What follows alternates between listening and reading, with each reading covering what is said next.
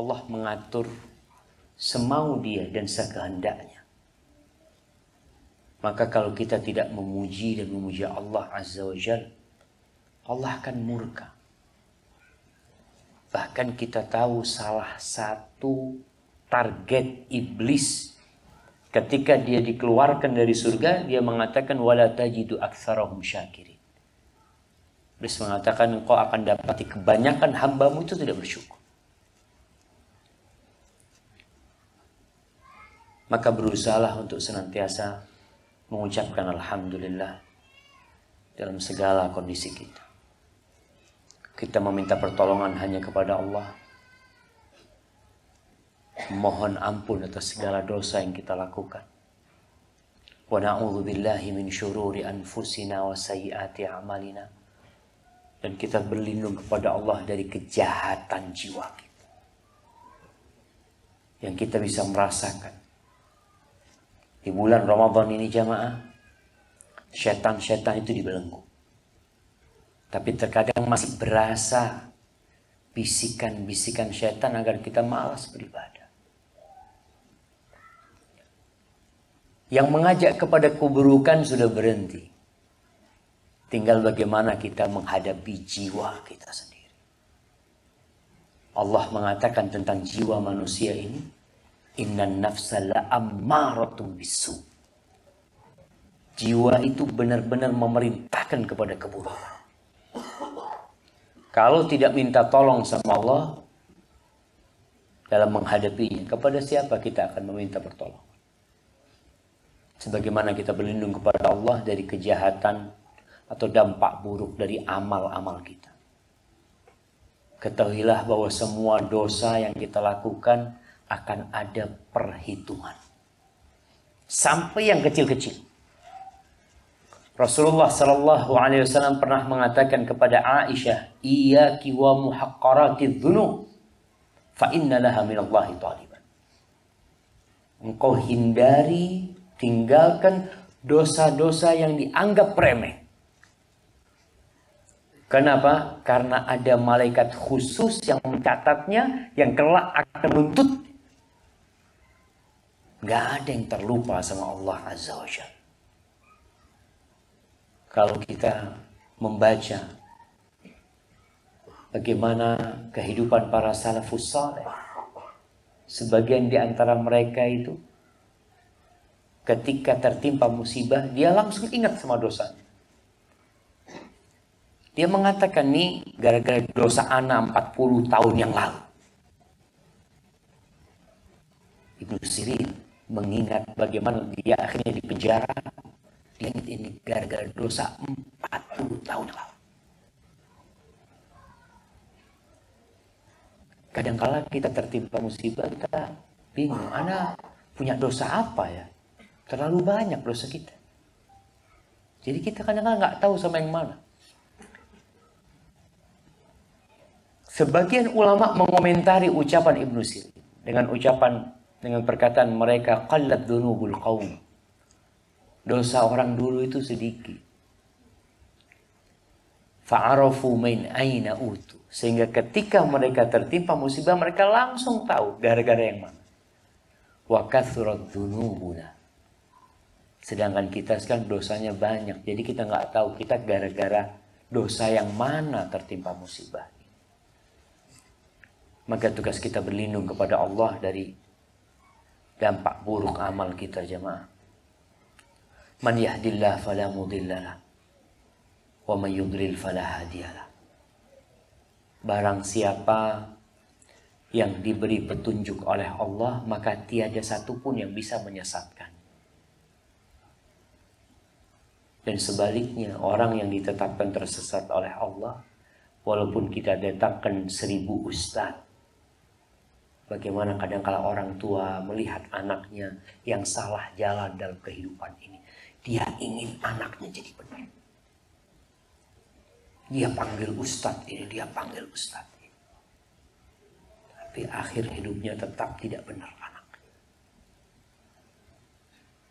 Karena memang yang punya hak memberikan hidayah itu Allah Azza wa Jalla. Sehingga doa kita tiap saat dalam sholat kita, ihdinas siratal mustaqim. Ketika antum membaca ihdinas siratal mustaqim, hadirkan hati antum. Kenapa harus hadir? Karena doa yang hati kita tidak hadir nggak ada gunanya. Kebanyakan kita tatkala baca Al-Fatihah gara-gara sudah hafal seperti air. Sehingga dalam kondisi dia memikirkan sesuatu yang lain, Al-Fatihah itu jalan. Beda sama orang yang baru belajar. Biasanya dia akan berusaha untuk mengingat. Maka mintalah hidayah kepada Allah Azza wa Jalla. Wa asyhadu an la ilaha illallah wahdahu la syarikalah. Wa asyhadu anna Muhammadan abduhu wa rasuluh sallallahu alaihi wa ala alihi wa sahbihi wasallam. Amma ba'd. Jamaah rahimakumullah, kita berada di sore hari Jumat. Salah satu waktu mustajab berdoa di hari Jumat ini berada di akhir hari Jumat. Yang kedua, kita sedang puasa. Dan doanya orang yang puasa itu mustajab ketika dia berbuka. Maka nanti sebelum maghrib, setelah kita kajian, manfaatkan waktu untuk berdoa dan memohon kepada Allah Azza wa Jalla. Agar kita termasuk orang-orang yang tahu diri. Dikasih kesempatan baik sama Allah, manfaatkan. Karena ada orang-orang ketika dikasih kesempatan, dia sibuk dengan perkara yang lain. Ahibati fillah, apa tema kita pada sore hari ini? Menanti waktu kembali. Pertanyaan anak, bapak-bapak kapan mau kembali? Kayaknya sudah keenakan nih. Di Qatar sini. Nggak pernah berpikir kembali. Sebagian cerita tadi ada yang ingin 5 tahun, tahu-tahu sudah 9 tahun. Anak padahal cuma 5 tahun. Jamaah kita tuh bukan penduduk bumi. Sebagaimana antum bukan penduduk Qatar. Jangan pernah berharap antum dapat jinsiyah Qatariyah. Kayaknya hampir mustahil, mungkin ada lah, mungkin ya. Ada nggak orang Indonesia yang dapat jinsiyah Qatar? Belum ada sejarahnya. Artinya kalau antum sudah tahu, jangan berharap lama di tempat ini. Antum akan kembali, cepat atau lambat. Sebagian kembali ke Indonesia, namanya. Ada yang pernah orang Indonesia mati di Qatar? Banyak, Masya Allah, sampai mati di Qatar. Berarti dia nggak pernah kembali. Capek di Qatar ini, berharap bisa mati di akhir hidupnya, tapi ajal datang terlalu. Di dalam Al-Quran Karim, Allah itu sering mengingatkan kita kalau kita itu bakal kembali. Kalimat turja'un, turja'un, apa artinya? Kalian akan kembali. Kalian nggak akan lama di sini, karena memang Allah tidak menjadikan bumi ini tempat yang abadi. Bahkan Rasul SAW sendiri mati. Semua nabi mati. Sebagai bukti di sini bukan tempat untuk bersenang-senang. Karena Rasulullah SAW dikasih pilihan antara terus hidup atau mati. Apa kata Allahumma fir rafiqil a'la? Enggak, sudah. Selesai sudah sama urusan dunia ini. Di dalam Al-Quranul Karim, kurang lebih 20 kali Allah mengingatkan kita dengan kalimat turja'u. Kalian bakal balik, kalian bakal dibalikin. Di surah Al-Baqarah, ayat 28, Allah mengatakan, kaifa takfuruna billah. Gimana kalian bisa kafir sama Allah itu gimana? Wa kuntum amwatan. Kalian dulu nggak ada. Kalian dulu nggak pernah ada. Kalian mati dulu. Nggak ada yang mengenang nama kalian fulan, bapak fulan, nggak ada. Fa'ahyakum. Lalu Allah menghidupkan kalian. Kita tidak pernah mengajukan proposal untuk hidup di dunia ini. Tahu-tahu kita dilahirkan. mendapatkan perintah dan beban yang harus kita laksanakan. Tsumma yumitukum. Kemudian Allah akan mematikan kalian. Itu sebuah kepastian. Tsumma ilaihi turja'un. Kemudian kepadanya kalian akan dikembalikan. Ini penjelasan tentang turja'un penting sekali. Karena ada manusia-manusia, bukan ada manusia, bahkan seluruh manusia yakin dengan kematian. Tapi sebagian tidak yakin dengan hari kebangkitan. Kalau bicara mati, dia tahu bapaknya mati, kakeknya mati, fulan mati, dia tahu. Dan ada sebagian yang berkeyakinan, kalau mati itu menyelesaikan segalanya.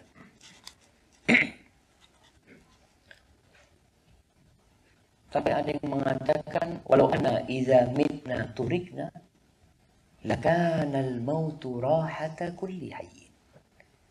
Andai kata kalau kita mati ini, kita dibiarkan. Nggak ada hisab. Nggak ada kebangkitan. Pasti kematian itu tempat istirahat buat orang yang hidup. Kita bisa melihat beberapa caleg gagal yang kemudian loncat dari tower. Karena dalam bayangan dia, mati selesai sudah. Utang apa, nggak ada pikiran bayar lagi sudah. Tapi tidak. Maka Allah tekankan, Tsumma ilaihi turja'un. Kalian bakal kembali kepada Allah. Di surat Al-Baqarah lagi, ayat 245. Allah mengatakan, Man dzalladzi yuqridullaha qardan hasanan fayudha'ifahu lahu ad'afan katsira. Allah mengatakan siapa yang mau meminjami Allah dengan pinjaman yang baik. Pinjaman yang baik itu ya, hasilnya baik. Kemudian tatkala kita memberikan, kita juga tidak riya, tidak ingin pujian orang. Kita tidak mengungkit-ungkit kebaikan kita. Fayudha'ifahu lahu. Kemudian Allah akan melipat gandakan buat dia. Berapa kali? Subhanallah jemaah. Kalau antum tanam modal 1 miliar, hasilnya 1 miliar. Banyak apa enggak? Insya Allah akan berebut. Di Indonesia itu banyak investasi bodong 30%. Jadi apa Badan Keuangan Indonesia? OJK. Karena beberapa kali ngisi di OJK dia cerita. Orang-orang ini terlalu percaya dengan investasi-investasi itu. Kasih 30%. 10 juta tiap bulan dapat 3 juta. Masya Allah. Bulan pertama, bulan kedua benar jangan dapat 3 juta. Dia berpikir, kalau bapak duitnya 100 juta, hasilnya berapa? 30 juta. Wah, dia jual motornya, dia jual mobilnya. Masya Allah. Bulan pertama dapat 30 juta. Bulan kedua, yang 100 juta hilang. Banyak penipuan. Tapi orang percaya, artinya untuk mendapatkan hasil yang 30% aja mereka berani menjual segala yang dimiliki. Ini Allah akan melipat gandakan. Bukan 1 miliar dikasih 1 miliar, itu sedikit buat Allah. Allah katakan, ad'afan katsir. Berlipat ganda yang banyak sekali. Sampai 700 kali lipat. Antum sedekah 1 juta, Allah janji kasih berapa jam? 700 juta. Percaya nggak antum? Kenapa sedekahnya sedikit? Kalau orang percaya, dia akan kasih yang banyak. Itu berangkat dari keyakinan. Makanya Rasulullah SAW ketika berbicara tentang sedekah, beliau mengatakan was-shadaqatu burhan. Sedekah itu bukti keimanan. Bukti kalau dia beriman. Makanya kita kadangkala duit yang kita habiskan untuk membangun rumah kita itu hampir selalu lebih banyak daripada sedekah yang kita berikan ke masjid. Sebagian kita itu sedekah 50 juta merasa besar. Bahkan sedekah 200 juta merasa besar. Antum bangun rumah berapa? 2 miliar. Baru 10%. Padahal antum tahu rumah antum akan antum tinggal. Sedekah antum itu yang antum akan bawa. Kenapa antum ngasih sedikit? Iman. Imannya Abu Bakar beda sama imannya Umar bin Khattab. Abu Bakar bisa memberikan semua hartanya. Umar nggak bisa. Dia mengatakan nggak mampu untuk ngikutin Abu Bakar, nggak mampu. Beda iman. Lalu Allah katakan wallahu yaqbidu wa yabsut. Allah itu yang meluaskan rezeki sebagian orang dan Allah yang menyempitkan rezeki sebagiannya. Wa ilaihi turja'un. Dan kelak kepadanya kalian akan kembali. Jangan terlalu kebayang dengan urusan dunia jadi beban. Melihat fulan mobilnya baru, melihat fulan rumahnya baru, kadang-kadang jadi beban buat kita. Itu tuh semuanya bakal balik kepada Allah Azza wa Jalla. Sehingga itu yang akan menghibur antum. Kemudian di surah Al-Baqarah lagi. Bayangkan di surah Al-Baqarah Allah itu mengingatkan 3 kali. Ayat 281 Allah mengatakan wattaqu yauman turja'una fihi ilallah. Takutlah kalian kepada suatu hari yang pada saat itu kalian akan dikembalikan kepada Allah. Tsumma tuwaffa kullu nafsin ma kasabat wa hum la yudlamun. Kemudian setiap jiwa akan mendapatkan balasan yang sempurna atas apa yang dia kerjakan. Dan mereka tidak akan dizalimi. Artinya antum di perusahaan kalau bekerja baik, Masya Allah, akan dapat bonus. Akan mendapatkan mungkin janji, pangkatnya akan naik, gajinya akan naik. Allah Azza wa Jal akan memberikan segala yang antum kerjakan balasan untuk dia. Kapan? Nanti. Balasan itu kadang-kala di dunia Allah berikan, tapi nanti di hari itu ya. Pada waktu kita kembali kepada Allah Azza wa Jal, antum tidak akan bawa rumah antum. Antum tidak akan bawa harta antum. Anak pun antum tidak mau ketemu sama dia. Sama anak sendiri. Sekarang Masya Allah. Ingin jumpa anak, rindu sama anak, menyekolahkan anaknya. Nanti pada hari kembali itu, Allah mengatakan, Yauma yafirrul mar'u min akhi, wa ummihi wa abi, wa sahibatihi wa bani. Sama istrinya nggak mau ketemu. Bahkan lari dia. Dia hanya berpikir nafsi, nafsi. Sama anaknya dia akan pergi meninggalkan anak. Itu yang seharusnya kita persiapkan. Allah mengatakan takutlah kalian kepada hari tersebut. Kemudian di surat Yunus ayat 56 Allah mengatakan huwa yuhyi wa yumit wa ilaihi turja'un. Dialah Allah yang menghidupkan dan mematikan dan kepadanya kalian akan kembali. Kemudian di surat Yunus lagi, di surat Hud ayat 34, kemudian di surat Al-Anbiya ayat 35 Allah mengatakan kullu nafsin dha'iqatul maut. Semua yang punya nyawa itu pasti merasakan kematian. Insya Allah hal ini kita itu percaya jemaah. Karena terbukti semuanya mati. Tapi terkadang kita itu lupa dengan kematian. Kenapa dianjurkan ziarah kubur? Baik, siapa yang terakhir ziarah kubur di Qatar? Kadang-kala 5 tahun di Qatar nggak pernah ziarah kubur. Anak nggak punya keluarga Ustaz yang mati di sini. Loh, ziarah kubur nggak ada urusan sama keluarga. Untuk mengingat kematian. Bahkan Rasul SAW mengatakan aksiru dzikra hadhimil ladzat. Perbanyak kalian mengingat pemutus segala kelezatan. Nggak ada lagi kelezatan. Itu kematian. Allah mengatakan kullu nafsin dha'iqatul maut wa nabluukum bisyarri wal khairi fitnah wa ilaina turja'un. Kata Allah, dan kami menguji kalian dengan keburukan dan dengan kebaikan. Itu semua ujian. Tapi sayangnya kita itu kalau dapat nikmat jarang ngomong ujian. Kalau dapat musibah, iya Pak Ustaz, sedang diuji. Masya Allah. Kalau lagi rumah baru, nggak pernah ngomong ini Ustaz, saya sedang diuji punya rumah baru. Jarang yang ngomong seperti itu ya. Padahal dua-duanya ujian. Antum sakit diuji, antum sehat diuji. Antum bujangan diuji, antum menikah diuji. Sebagian orang nggak punya anak. Dia sedang dalam ujian. Yang punya anak emangnya nggak diuji. Dia juga sedang dalam ujian.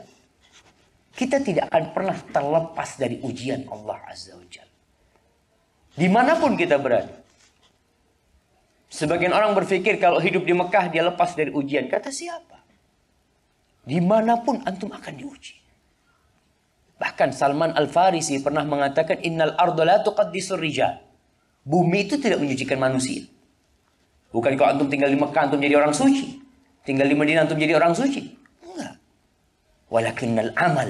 Amal yang menyucikan seseorang. Jadi dimanapun kita berada kita akan diuji. Tingkat tuh. Mungkin tingkat ujiannya yang berbeda-beda. Anda lihat di Qatar Masya Allah. Mungkin tidak seperti di Jakarta. Antum melihat, ya kalau yang bapak-bapak banyak paha yang berkeliaran di Jakarta, mereka yang menampakkan auratnya, tapi di sini alhamdulillah. Bahkan sebagian orang itu, menurut ceritanya, kerjanya cuma dari tempat kerja ke rumah belanja, tempat kerja ke rumah belanja, sudah selesai hidup dia. Terkadang dia alhamdulillah selamat dari ujian sama tetangganya. Karena apa? Semua hidupnya nafsi-nafsi. Tidak memikirkan tetangganya. Jadi semuanya ujian. Allah lalu mengatakan wa ilaina turja'un, dan kepada kami kalian akan balik. Itu satu kepastian. Di surat Al-Mu'minun ayat 115. Subhanallah jemaah. Antum kalau hatam Quran tiap bulan, ayat ini akan antum lewatin terus. Sehingga antum akan ingat selalu dengan waktu kembali. Antum ini nggak lama di sini. Gimana kalau kiranya di perusahaan ini selalu ditulis Fulan, pemain namanya Ali. Ali, kau akan balik loh ke Indonesia. Oh iya, ingat jadi mau balik ke Indonesia. Di restoran nanti makan. Oh iya, aku mau balik ke Indonesia. Terus nanti sampai rumah, buka pintu, ada peringatan. Ali, kamu mau balik loh ke Indonesia. Kira-kira apa yang terjadi dengan orang ini, sama Ali ini? Dia akan siap-siap. Karena udah dikasih tahu, kau itu bakal balik loh. Sampai sekarang tasmu masih belum kau rapikan. Engkau oleh-oleh belum beli. Engkau sudah janji sama fulan. Banyak engkau punya janji, belum kau penuhi. Jadi peringatan-peringatan yang banyak ini akhirnya memuasai kita untuk bersiap-siap. Tapi coba kalau peringatannya cuma dikatakan bahwa Pak Ali kamu mau pulang. Hanya ada di kamar dia. Dan dia nggak pernah masuk kamar dia. Dia tidak pernah tahu. Dan sebaliknya. Allah memperingatkan kita puluhan kali dalam Al-Quranul Karim. Tapi kita nggak pernah ingat. Karena kita nggak pernah baca. Enggak, alhamdulillah baca Quran. Iya, antum baca tapi nggak paham.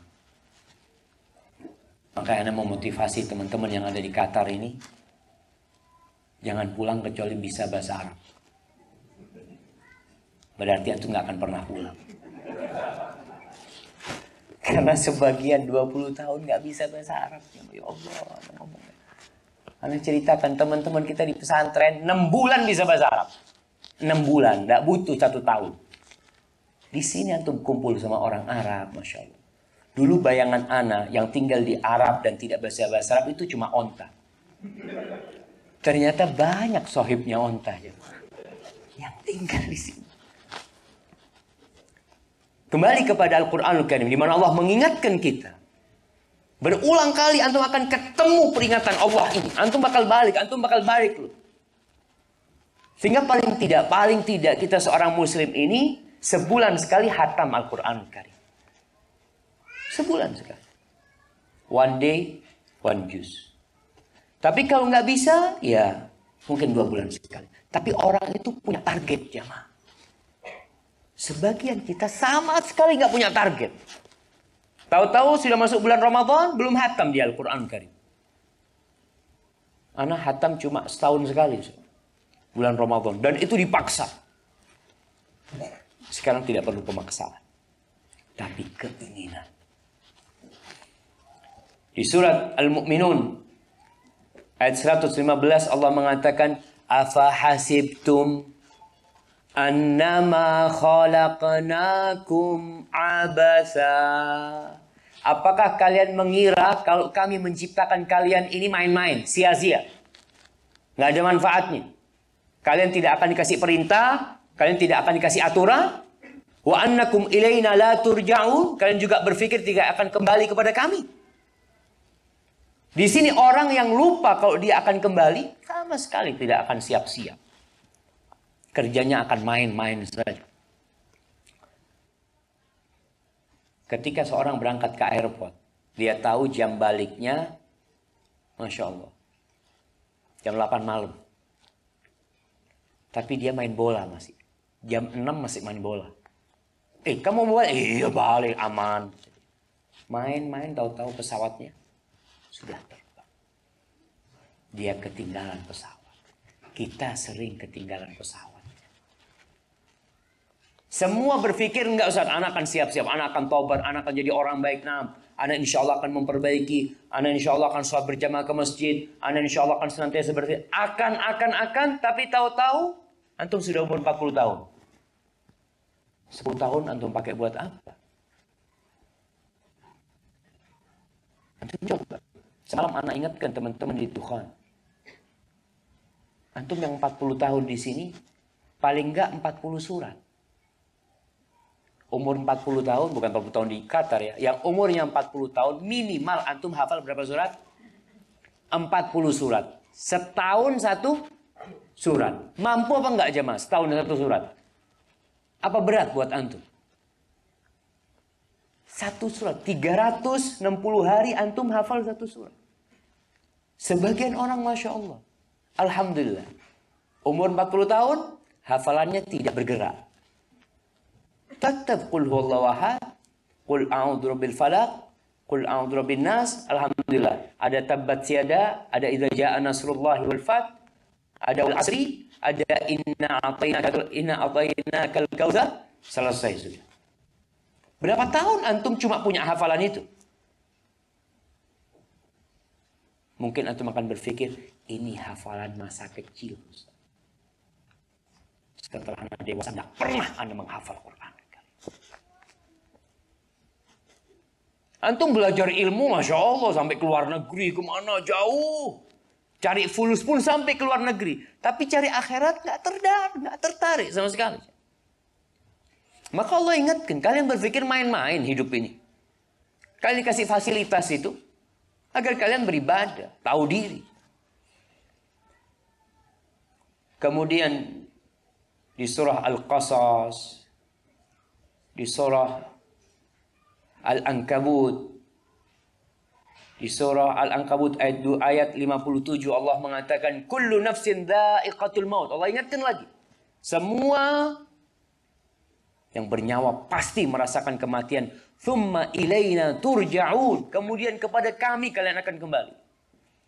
Di surat Rum ayat 11 Allah mengatakan Allahu yabda'ul khalqa thumma yu'idu. Allah yang memulai penciptaan ini. Allah yang akan mengembalikan.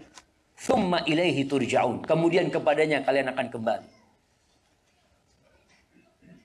Ahibati fillah, dan masih banyak yang lainnya yang ana ingin mengingatkan. Awal Rasul sallallahu alaihi wasallam berdakwah, inti dakwahnya itu 3. Beriman kepada Allah, beriman kepada hari akhir, dan beriman beliau Rasulullah sallallahu alaihi wasallam. 3. Kenapa senantiasa diingatkan dengan beriman dengan hari akhir? Karena itu motivator orang beramal. Itu yang memotivasi kita beramal. Ada hari akhir, ada hari pembalasan. Dan ini pula yang menjadi motivasi semua yang hadir di tempat ini untuk kerja di Qatar. Apa sih yang memotivasi antum untuk kerja di Qatar? Negeri yang gersang. Anak dari Wakra ke sini yang dilihat, nggak ada yang dilihatnya. mau nikmatin apa gitu ya. Tapi kenapa antum datang ke tempat ini? Apa sih yang menarik di tempat ini jamaah? Antum datang ke tempat ini karena antum beriman. Antum punya keyakinan akan dapat kehidupan yang lebih bagus di tempat ini. Kalau bicara hanya untuk hidup, nggak perlu antum berangkat ke Qatar. Di Indonesia bisa hidup. Emangnya antum pikir di Indonesia antum nggak bisa hidup? Bisa hidup. Tapi antum mengharapkan sesuatu yang lebih baik. Itulah hari akhir. Allah senantiasa mengingatkan kepada kita. Adanya surga Allah, adanya bidadari, adanya rumah-rumah yang indah, ada sungai yang mengalir di bawahnya. Allahu Akbar. Segala keindahan antum akan dapatkan. Sehingga orang termotivasi untuk beramal. Kenapa ada orang yang bisa menjaga sholat isya berjamaah di masjid dan sholat subuh? Anak ingat ada seorang tua mengatakan kepada anak, Masya Allah. Dia orang awam. Dia mengatakan, Ustaz, anak ini berusaha untuk tidak pernah sholat isya dan subuh kecuali di masjid. Anak usahakan. Kenapa? Pak, soalnya janji Nabi Muhammad SAW, yang sholat isya berjamaah itu seakan-akan bangun setengah malam. Seakan-akan dia sholat tahajud setengah malam. Kalau dia sholat subuh berjamaah, dia dihitung full time malam itu sholat tahajud. Dia mengatakan, saya nggak mungkin mampu sholat malam panjang-panjang. Paling tidak dengan sholat isya dan subuh di masjid, insya Allah dapat Pak Ustaz. Kenapa dia melakukan itu? Karena dia yakin dengan hadis Nabi Muhammad SAW. Dia yakin dengan janji tersebut. Orang-orang munafikin itu paling malas sholatnya isya dan subuh di masjid. Bahkan Nabi SAW mengatakan, "Athqalu salati 'alal munafiqin salatul isya wa salatul fajr." Salat yang paling berat buat orang munafik salat isya dan salat subuh berjamaah ke masjid. Kenapa jamaah? Iman. Kalau ada iman dia akan berangkat. Karena mereka beribadah. Orang munafik sholat. Orang munafik sedekah. Iya. Kata Allah, "Idza qamu ila sholati qamu kusala." Mereka kalau berangkat mendirikan sholat dalam kondisi malas-malasan, nggak ada semangat.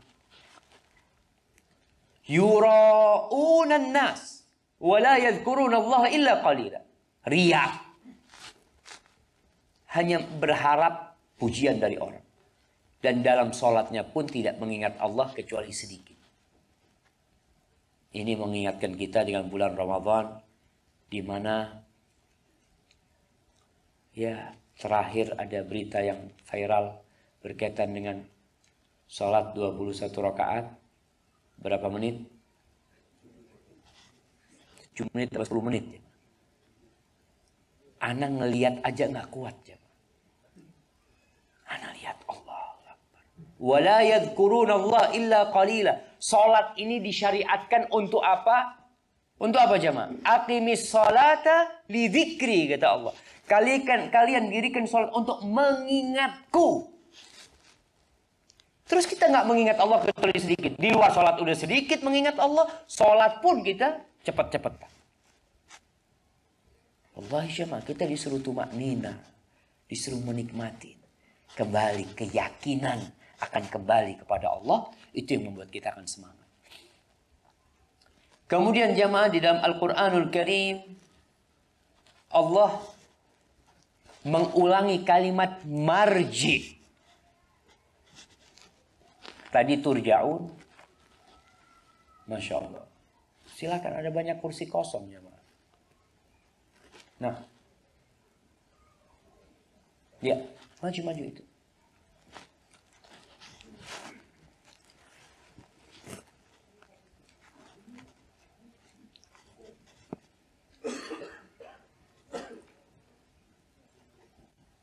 Nah.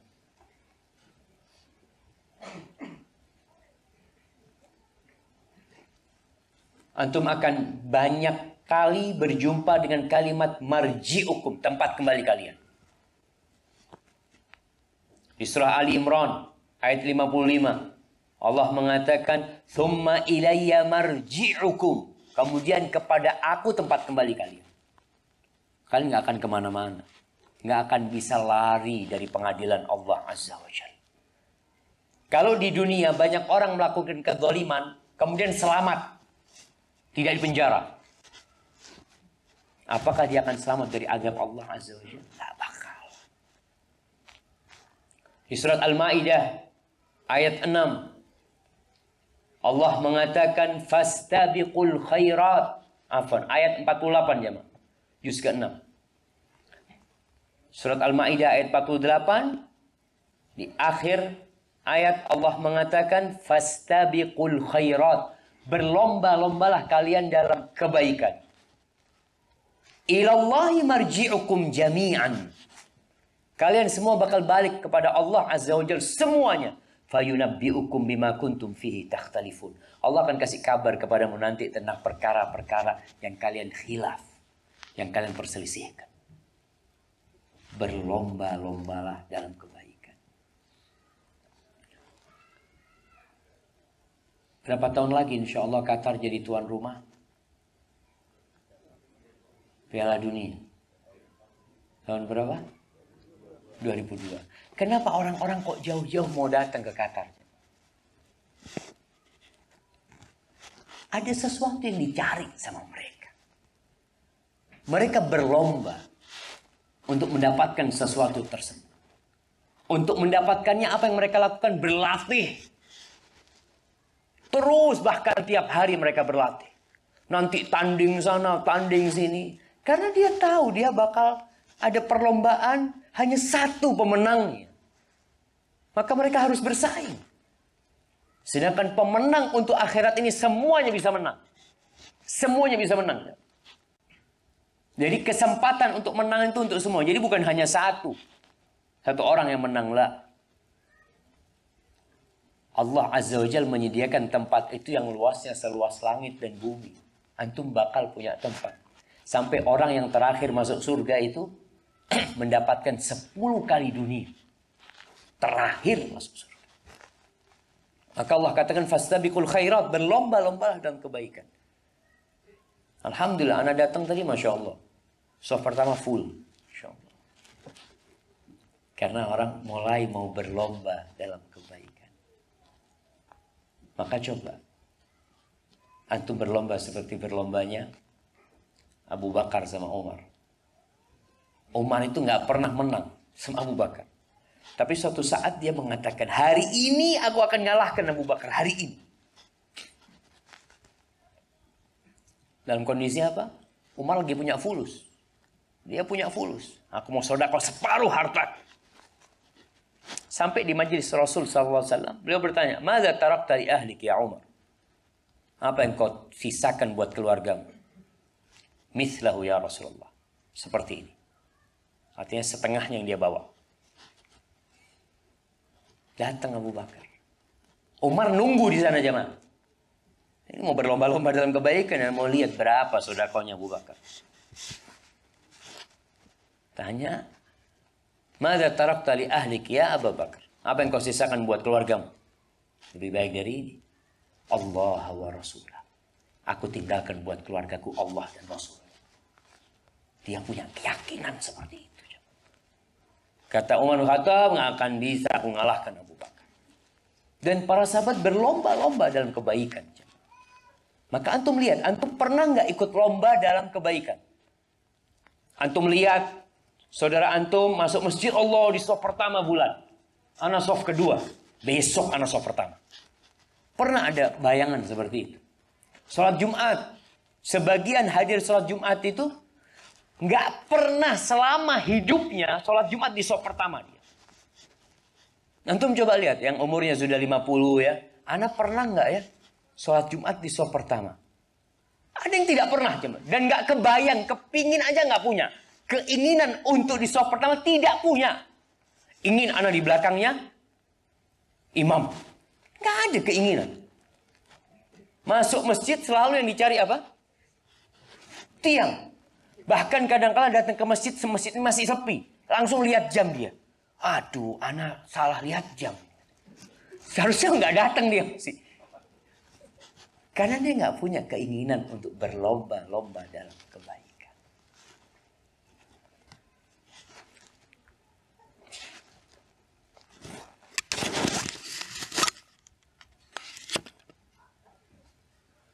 Nah, fastabiqul khairat. Ilallahi marji'ukum jam. Kalian akan kembali semuanya kepada Allah Azza wa Jalla. Kemudian di surah Al-Maidah lagi ayat 105. Allah mengatakan ya ayyuhalladzina amanu 'alaikum anfusakum la yadhurrukum man dhalla idza ihtadaitum. Wahai orang-orang beriman, kalian urusin diri kalian sendiri. Kita itu punya kewajiban ngurusin diri kita sendiri. Jangan ngurusin kesalahan orang, cari-cari kesalahan orang. Sehingga lupa dengan kesalahan diri kita sendiri. Orang yang suka ghibain orang, menceritakan kesalahan orang, dia orang yang lupa dengan kesalahannya sendiri. Biasanya paling jauh dari kebaikan orang. Yang membuat kita jadi baik tatkala kita tahu kita punya salah. Sehingga kita akan memperbaiki diri kalian. Maka Allah katakan alaikum anfusakum. Kalian urusin diri kalian sendirian. Tidak akan membahayakan kalian orang yang tersesat kalau kalian dapat petunjuk. Ayat ini kadang-kala orang salah faham tentang ayat ini. Mereka berpikir, oh Ustaz berarti anak nggak usah ngurusin orang Ustaz ya. Nggak usah amar ma'ruf nahi mungkar. Lihat teman Ramadan nggak puasa, anak nggak perlu tegur dia. Tidak. Allah mengatakan tidak membahayakan kalian kesesatan orang-orang itu kalau kalian dapat petunjuk. Bagaimana petunjuk dari Allah? Antum disuruh kalau lihat orang nggak sholat disuruh tegur. Man ra'a minkum munkaran falyughayyirhu biyadihi. Barang siapa melihat kemungkaran hendaklah merubah dengan tangannya. Nggak mampu dengan tangannya, dengan lisannya. Antum mungkin di kantor punya teman nggak puasa. Lalu antum diamkan orang tersebut. Dengan alasan, Zat, alaikum anfusakum. Urusi diri kalian sendiri. Aku nggak akan ngurusin orang. Termasuk mengurusin diri antum sendiri itu, antum menegur orang yang melakukan kesalahan. Karena kalau antum melihat orang berbuat dosa, lalu antum diam, antum itu syaitonun akhros. Setan bisu. Jangan berpikir, anak bukan ustaz, anak tidak bisa berdakwah. Ada perkara-perkara dalam agama kita ini yang semua muslim tahu. Semuanya tahu. Contoh, sholat itu wajib. Insya Allah semua muslim tahu. Ramadan, rukun Islam, tahu. Dia punya teman di kantor nggak puasa, dia nggak tegur. Antum akan ditanya sama Allah Azza wa Jalla. Kenapa antum lihat sahib antum nggak puasa, antum diamkan dia? Padahal antum tahu puasa itu rukun Islam. Allah mengatakan la yadhurrukum man dhalla idza tadaitu. Artinya kita disuruh beramar ma'ruf dan bernahi mungkar. Tetap kita jalankan itu. Jadi kalau banyak orang-orang sesat umpamanya kita tetap berdakwah, nggak akan membahayakan kita. Lalu Allah mengatakan ilallahi marji'ukum jami'an. Kalian semua akan kembali kepada Allah. Semuanya akan kembali kepada Allah. Fayunabbi'ukum bima kuntum ta'malun. Kemudian Allah akan memberitahu kalian apa yang kalian kerjakan. Kemudian di surah Al-An'am ayat 60. Di surah Al-An'am lagi ayat 108. Kemudian ayat 164. Allah mengatakan, "Tsumma ila rabbikum marji'ukum." Kalian akan kembali kepada Rabb kalian. Fayunabbi'ukum bima kuntum fihi takhtalifun. Allah akan kasih kabar kepada kalian tentang hal-hal yang kalian perselisihkan selama ini. Baik, itu dan masih banyak ayat-ayat yang lainnya.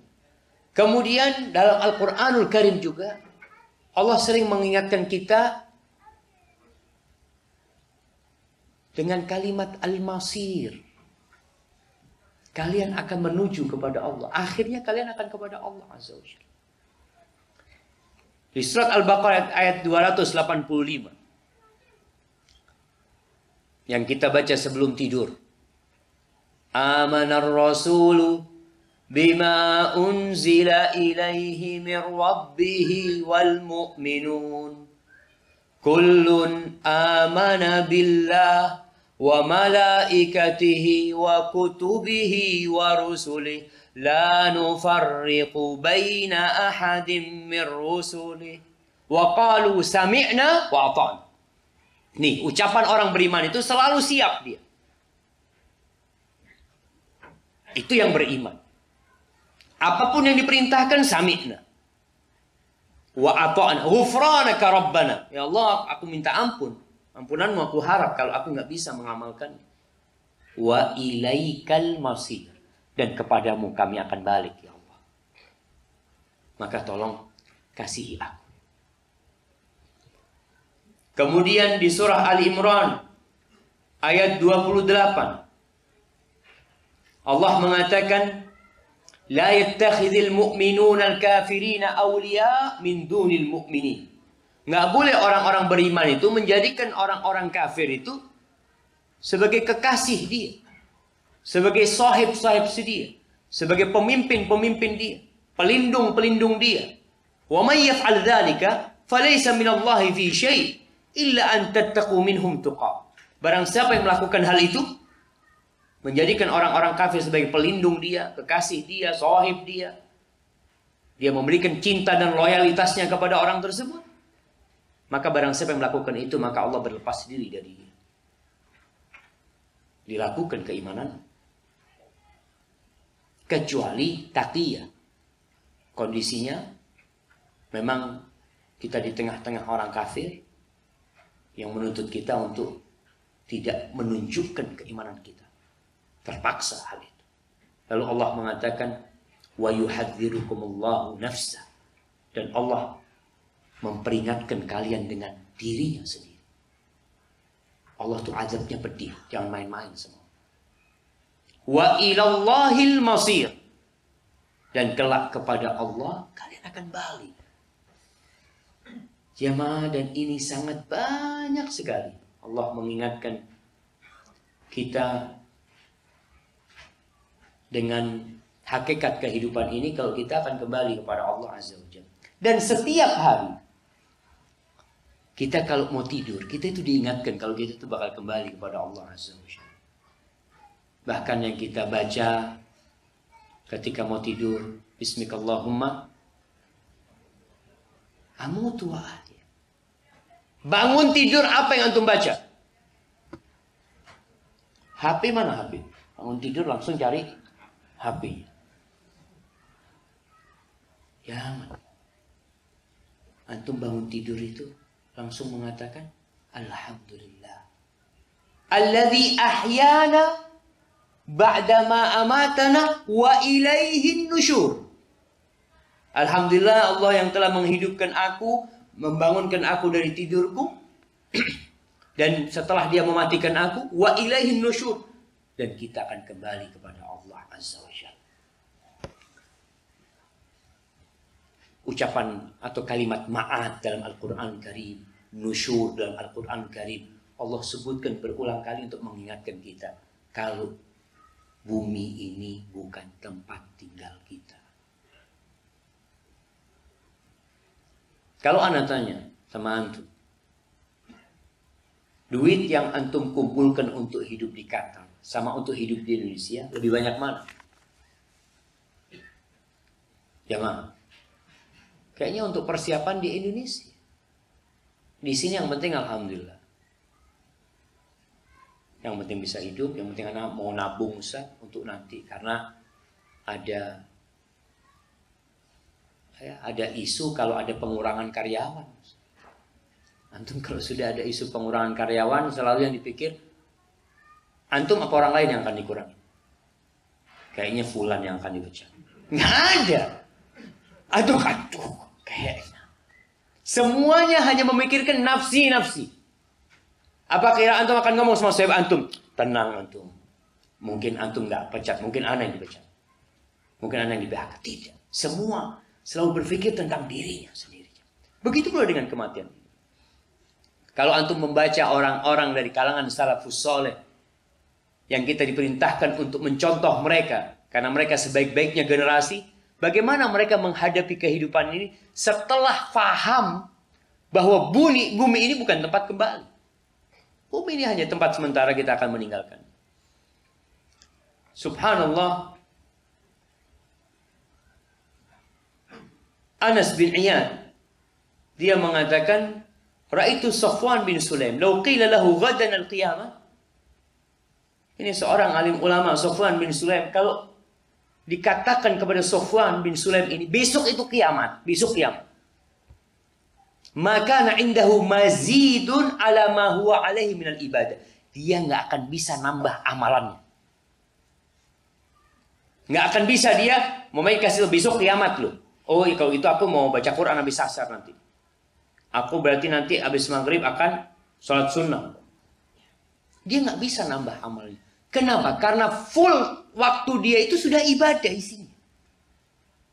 Nggak bisa dia nambah. Tapi kalau antum dikasih tahu, Mas, besok kiamat. Kayaknya antum nggak akan turun dari masjid. Sudah, antum akan duduk di masjid. Abdurrahman bin Mahdi mengatakan, "Lau qila li Hammad bin Salamah." Kalau dikatakan kepada Hammad bin Salamah, "Innaka tamutu ghadan," kamu besok mati.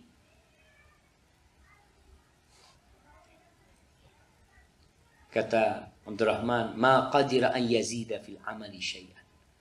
Dia tidak akan bisa menambah amalannya sedikit pun. Beberapa waktu yang lalu ada salah satu orang yang terkenal dari Australia, Muslim, yang dia menyedekahkan semua hartanya. Siapa namanya? Yang dia divonis mati, siapa? Ali Bana. Kenapa dia sedekahkan semua hartanya, Jom? Kenapa? Karena dia udah divonis mati. Dia sudah berpikir, aku nggak ada gunanya hidup, tinggal 6 bulan aku hidup. Maka dia gunakan semua hidupnya untuk akhirat dia. Padahal sebenarnya kita nggak beda sama Ali Bana. Kita itu udah divonis mati juga. Cuma sayangnya memang kita belum tahu. Dan Ali Bana pun, karena dia punya penyakit, ini tuh akhirnya dia jadi orang baik. Dan itulah yang membuat orang itu jadi baik ketika dia tahu dia bakal mati. Dia bakal balik. Waktumu tinggal 3 hari. Dan nyata sekali. Nyata Anda melihat sendiri orang-orang yang divonis sama dokter, yang katakan kena kanker stadium 4, Masya Allah. Dia jadi rajin baca Quran. Dia jadi rajin sholat. Dia rajin sodaqah. Bahkan dia tidak lagi gajinya itu lebih banyak dia sodaqahkan daripada yang dia makan. Karena dia semakin yakin dengan kematian itu. Padahal belum tentu dia mati dulu. Bisa jadi kita yang mati dulu daripada dia. Terus kenapa kita santai? Ahibati fillah, amal soleh ini yang akan mendampingi kita kelak ketika kita meninggal dunia. Rasulullah SAW mengatakan, al-akhillah thalatha. Teman dekat kita itu, sahabat baik kita itu 3. Beliau mengatakan, Khalilun, yang pertama, teman dekat yang mengatakan kepada antum, ana ma'aka hatta ta'tiya babal malik.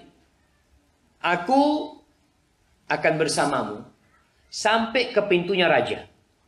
Thumma arji' wa atrukuka. Setelah sampai ke pintu raja, aku akan pulang. Siapa mereka ini? Kata Nabi SAW, fadzalika ahluka wa ashiratu. Mereka itu adalah keluargamu, kerabatmu. Yushayyi'unaka hatta ta'tiya qabrak. Mereka akan mendampingimu, mengantarkanmu sampai ke kuburan. Setelah itu, apa yang dilakukan anak kita? Kalau kita mati jemaah. Apa yang antum lakukan ketika orang tua antum meninggal?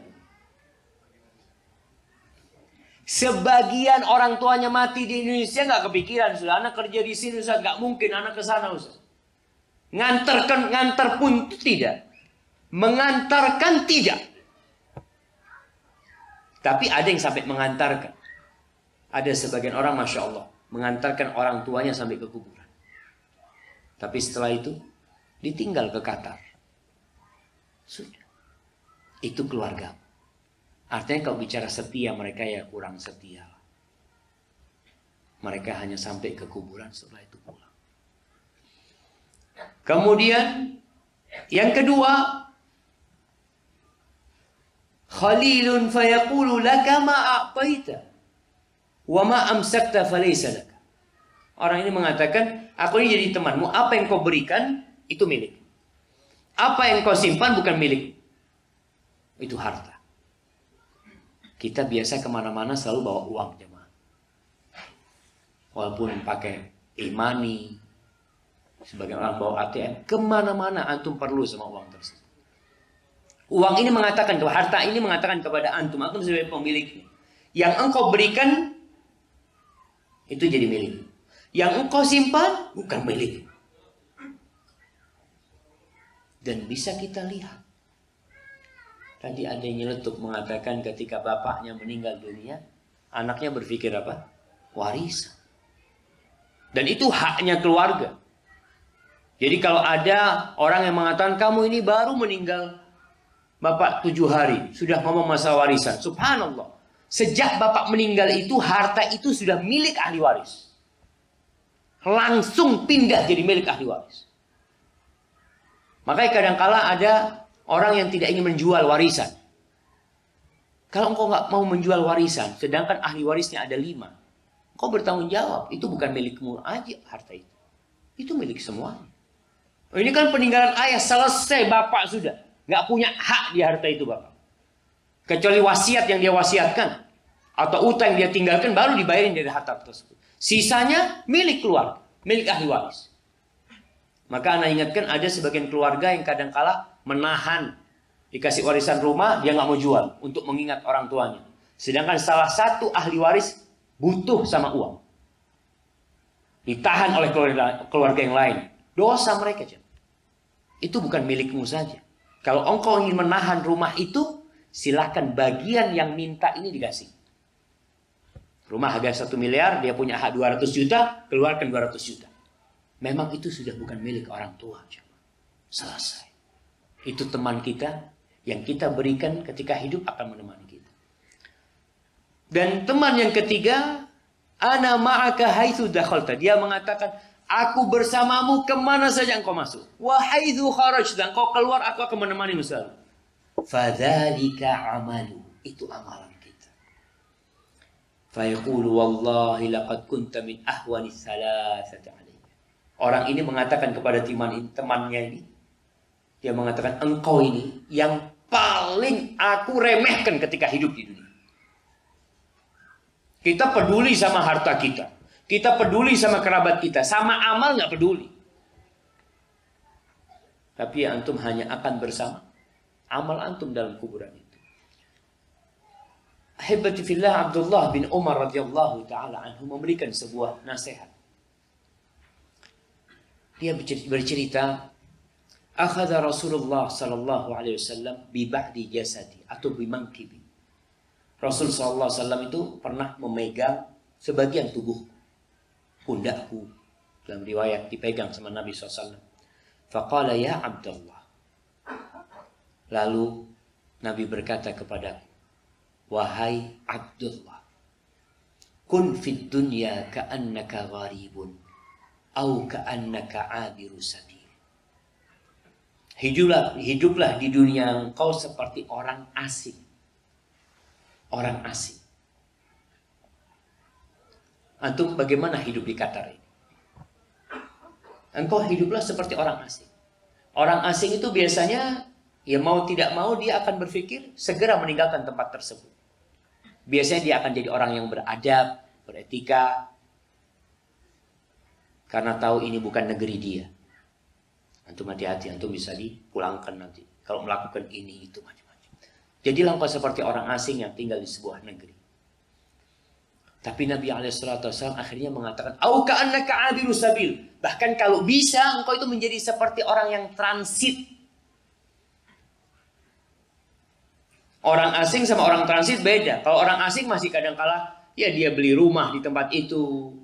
dia santai di tempat itu. Tapi yang namanya orang transit, apa yang akan dia lakukan? Kalau antum transit, Anda pernah transit di Abu Dhabi. Anda lihat ada mobil-mobil bagus di sana. Kira-kira kalau orang transit, dia punya duit cukup untuk beli mobil itu, dia beli ya. Kalau dia beli, apa kata teman-teman dia? Antum mau berapa lama di sini? 2 jam cuma. Entar lagi pesawat antum terbang, kata dia.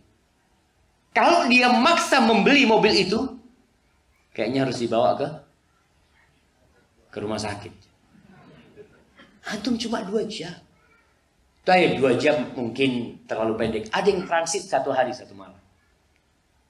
Antum datang Qatar ini, Masya Allah, banyak orang katanya datang ke Qatar bisa tinggal 1 hari semalam.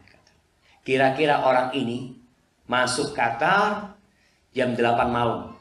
Dia lihat ada showroom mobil. Kemudian dia beli mobil. Dia beli mobil.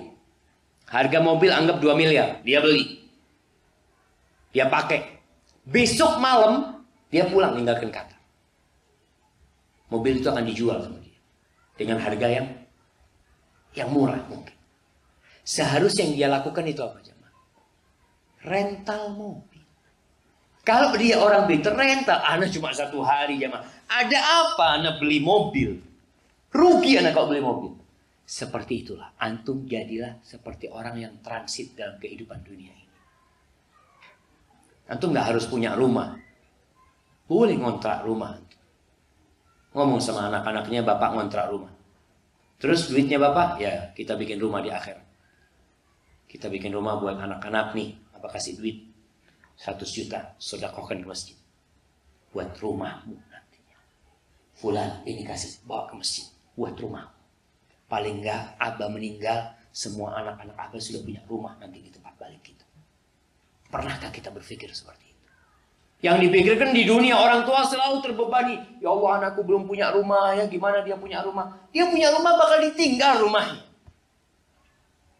Maka semua sejatinya ngontrak dalam kehidupan dunia. Maka Rasul SAW mengatakan kepada kita, jadilah seperti itu. Tadi kita sudah di awal ceritakan, bahwasanya nggak ada orang Indonesia yang ingin jadi penduduk. Kalau ingin mungkin ada. Ingin ada, tapi mustahil jadi penduduk Qatar. Ada nggak orang Indonesia yang di Qatar ini yang beli rumah? Antum ketemu? Sahib beli rumah. Kalaupun ada, dia mungkin ngontrak ya. Kalau mungkin ada fasilitas yang diberikan. Dan dia tidak berharap juga punya rumah di sini. Yang penting anak bisa memakai, bisa menggunakan. Di sini ada seorang yang mengucapkan, Ustaz, nggak harus kita memiliki. Yang penting bisa menikmati. Selesai untuk menikmati yang tinggal. Kemudian wa'udda nafsaka min ahlil qubur. Kata Nabi SAW, dan engkau anggap dirimu dari ahlil qubur. Kau sudah mati. Sehingga engkau akan berpikir bagaimana menyiapkan tempat kembali antum. Faqala li Ibnu Umar. Lalu Ibnu Umar mengatakan kepada perawi hadis ini, kepada tabi'in, "Idza asbahta fala tuhaddits nafsaka bil masa." Kalau engkau di pagi hari, jangan pernah berpikir engkau akan hidup sampai sore hari. Wa idza amsayt fala tuhaddits nafsaka bis sabah. Kalau engkau lagi sore hari, jangan berpikir, oh besok aku mau sedekah. Sekarang sedekahnya. Jangan nunggu besok. Belum tentu besok itu antum punya niat sedekah. Orang mau baca Quran, sekarang lagi kosong. Baca Quran sekarang. Oh nanti anak mau baca Quran, habis taraweh. Tahu-tahu taraweh datang tamu. Antum nggak bisa baca Quran. Jadi ketika punya kesempatan untuk beramal soleh, langsung manfaatkan. Pagi ya pagi, jangan nunggu sore, jangan menunda-nunda. Wa khudh min sihhatika qabla saqamik. Dan ambillah dari masa sehatmu sebelum engkau sakit. Jadi kalau mau beramal sekarang yang sehat. Antum sekarang alhamdulillah bisa bangun malam. Masya Allah. Karena sehat bisa 2 jam bangun malam. Tapi kalau sakit itu nggak bisa. Maka mumpung sehat berangkatlah. Yang belum berangkat haji, ana nasihati cepat berangkat haji. Haji itu kewajiban buat yang mampu, bukan buat yang tua. Kebanyakan di Indonesia itu orang berangkat haji karena sudah tua. Ya mungkin mampunya ketika tua, ya nggak ada masalah. Tapi ada yang muda, umur 25 tahun sudah mampu berangkat haji, tapi nggak berangkat haji. Nunggu, aduh Ustaz, anak takut Ustaz, kalau berangkat haji katanya nanti haji itu kita akan dihukum di sana sesuai dengan amalan kita. Anak masih belum taubat, Ustaz. Baru berangkat haji umur 60 tahun pakai kursi roda. Maka nasihat Ibnu Umar, ketika kau sehat, amalan yang bisa dilakukan, lakukan saat ini. Karena haji umroh ini ibadah fisik. Selain harta, dia ibadah fisik. Wa min hayatika qabla mautik. Dan ambillah dari masa hidupmu sebelum engkau mati. Jadi kalau mau bersiap-siap ketika hidup untuk kematian. Orang yang cerdas jamaah, Masya Allah. Ada orang-orang yang cerdas yang memiliki semangat besar untuk akhirat dia. Dia beramal sampai mati. Mati amalannya terus mengalir. Itu orang cerdas. Dia di kuburan. Dia umur cuma 60 tahun. Tapi subhanallah, dia punya amalan, dikubur dia mungkin sudah 1000 tahun. Sebagian sahabat Nabi itu, ya bukan sebagian, semuanya sudah 1400 tahun yang lalu. Sampai hari ini sebagian terus dapat pahala. Dia punya wakaf. Dia punya masjid yang dia wakafkan. Dia punya kebun yang dia wakafkan. Antum bisa bayangin pahala Nabi kita Muhammad SAW. Yang bangun Masjid Nabawi itu, yang beli tanah Masjid Nabawi itu Nabi Muhammad SAW. Beliau sudah meninggal dunia. Tapi pahala setiap orang sholat di sana terus sampai kepada Rasul SAW. Maka berusaha antum punya amalan yang antum mati tetap ngalir. Salah satunya anak. Bikin anak yang banyak. Sebagian orang berpikir aduh cukup 2. Cukup 3. Kenapa antum bilang cukup? Berat untuk mendidik mereka. Kalau bicara berat pendidikan anak, nah, tidak ada yang sulit apabila Allah memudahkan. Anda masih ingat ada orang yang anaknya 1 narkoba. 1 anaknya narkoba. Ada yang anaknya 7 semuanya hafal Al-Quranul Karim. Kembali kepada kita. Rasul sallallahu alaihi wasallam mengatakan idza mata ibnu adam inqata amaluhu illa min salat. Apabila anak Adam mati, putus semua amalnya kecuali 3. Sedekah jariyah. Antum usahakan punya sedekah jariyah. Cari daerah-daerah yang butuh sumur, antum galikan sumur buat mereka. Berikan kepada masyarakat setempat. Antum kalau mau ya mungkin ganti keramik rumahnya. Antum ganti dulu keramiknya masjid. Lihat kayaknya sudah lama, antum perlu ganti-ganti dulu. Antum mau renovasi rumah antum, renovasi dulu rumah Allah Azza wa Jalla. Itu sedekah jariyah. Antum beli tanah, ada sebuah daerah untuk pesantren perluasan, antum belikan. Ini yang bakal sampai ke dalam kubur antum. Antum mau 1000 tahun dalam alam kubur, terus amalan itu sampai kepada itu orang yang cerdas. Yang kedua, ilmu yuntafa'u bi. Ilmu yang dimanfaatkan. Usahakan antum mengajarkan ilmu yang bermanfaat buat orang. Apa saja. Umpamanya antum bisa baca Al-Quran Karim, ya sudah, ajarin anak. Jangan selalu panggil guru ngaji. Kita itu selalu meremehkan. Mengajar anak kita sendiri. Oh, anak bisa gaji Ustaz. Anak panggilkan guru buat anak-anak. Nah, tapi kalau bapaknya sendiri yang mengajarin anaknya, ibunya sendiri yang mengajari anaknya, alif, ba, ta, za, Masya Allah. Itu akan terus bermanfaat buat bapaknya. Ilmu yang bermanfaat. Kemudian yang ketiga, awaladin saleh yad'ulahu. Anak soleh yang mendoakan orang tuanya. Maka kita dianjurkan untuk memiliki banyak anak sebagai persiapan kita mati.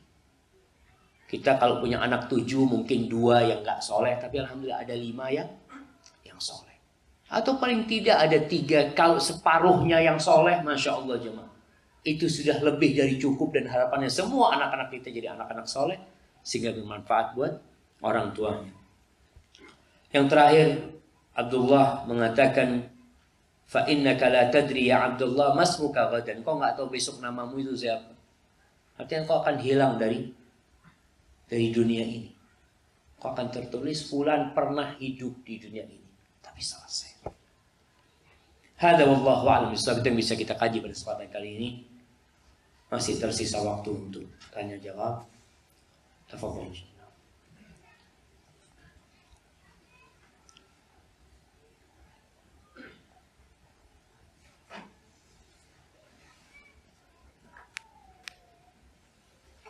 Jazakumullah khairan Al-Ustaz Dr. Syakir Rizal Basalamah atas nasihat dan tausiah beliau serta ilmu yang beliau berikan kepada kita semua.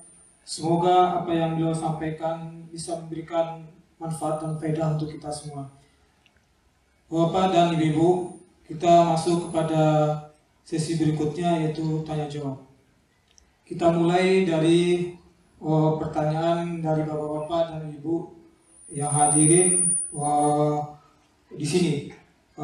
Dua dari bapak dan dua dari ibu. Tafadhol.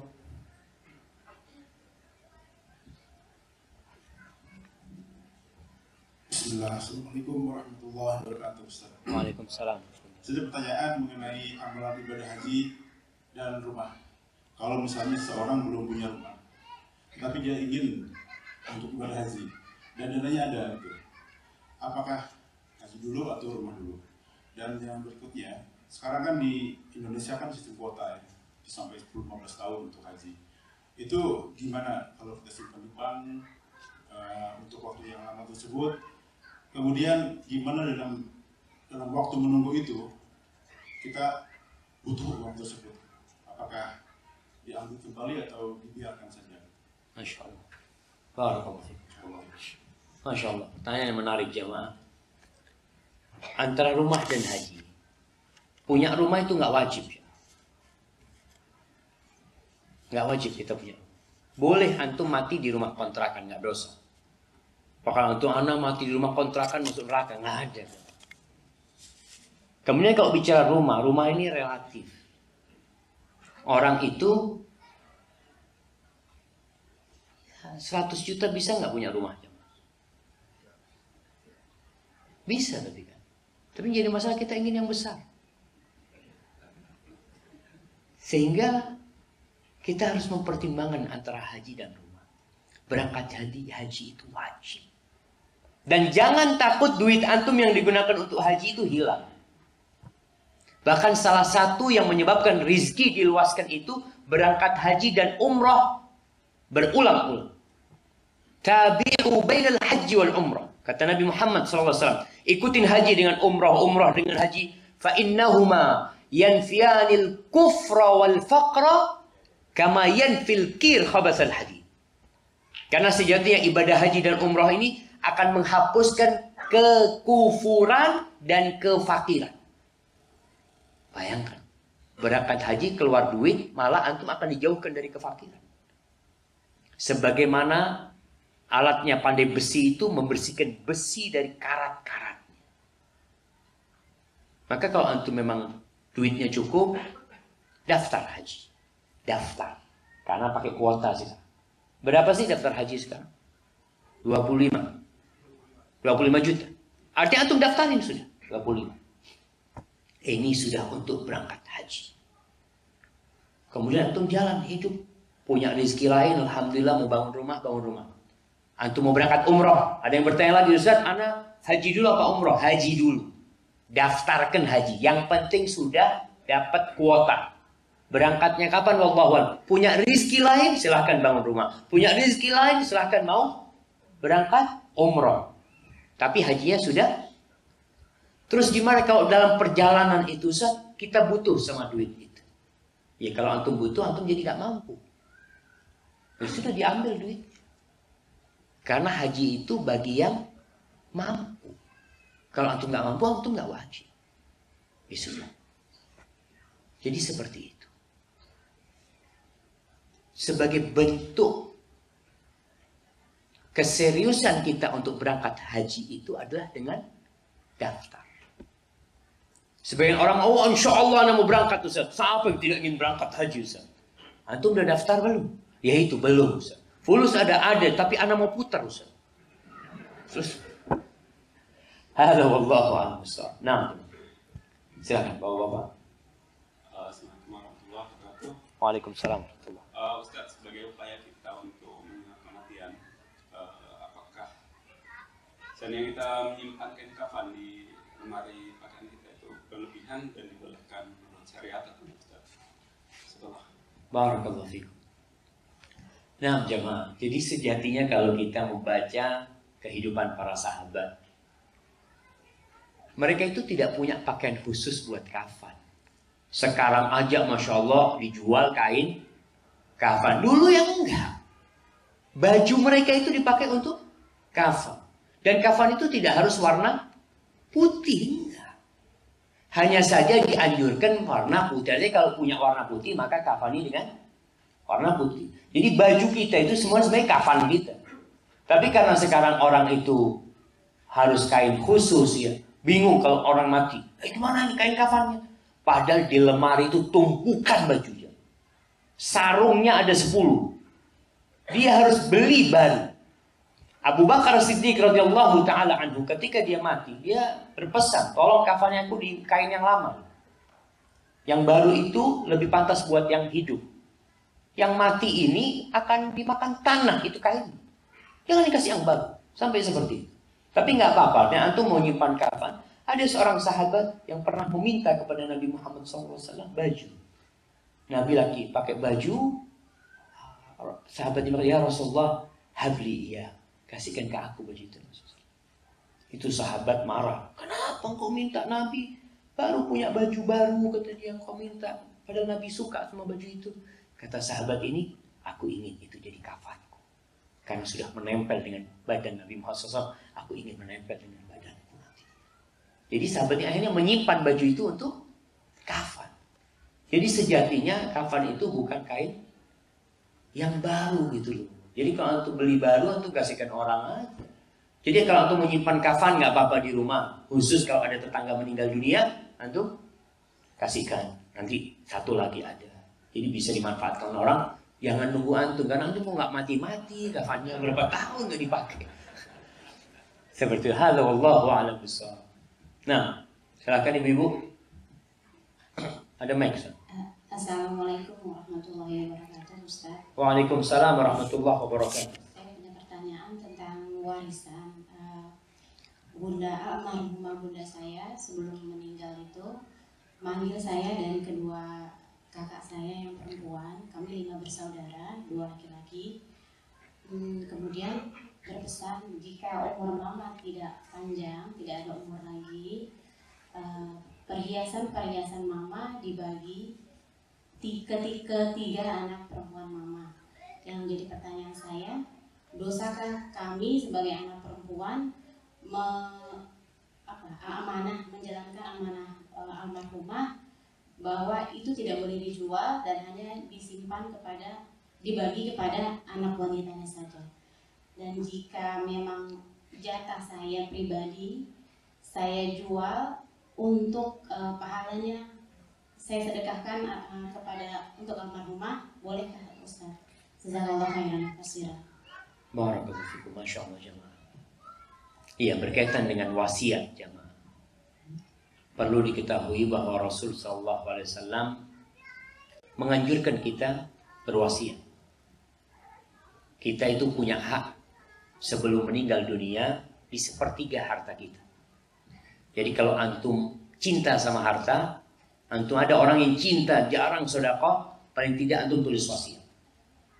Kalau anak mati 1/3 harta ini sedekah. Kalau mati, kalau antum nggak mati kan masih milik antum. Itu buat orang yang bakhil gitu ya. Kalau antum cinta ya bikin wasiat. Hanya saja wasiat ini tidak boleh diberikan kepada ahli waris.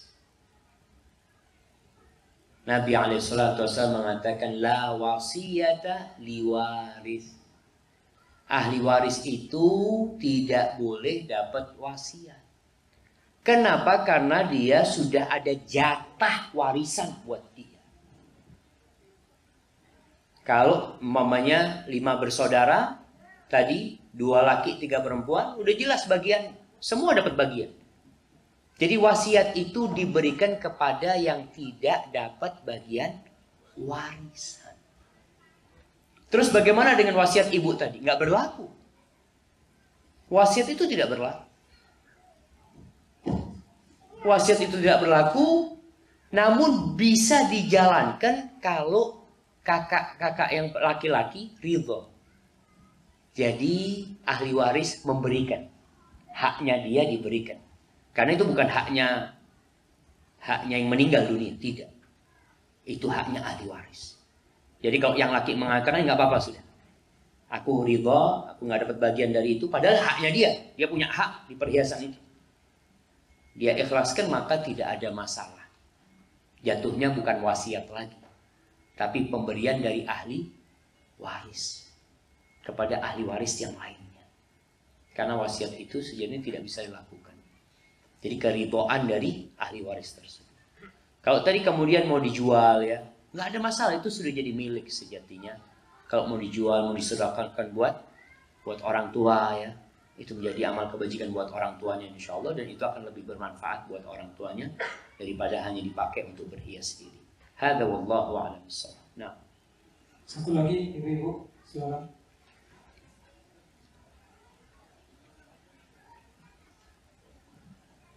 Tidak ada. Kita kembali kepada bapak-bapak yang ingin bertanya, dipersilakan. bagian ibu-ibu diambil ke belakang tuh ada.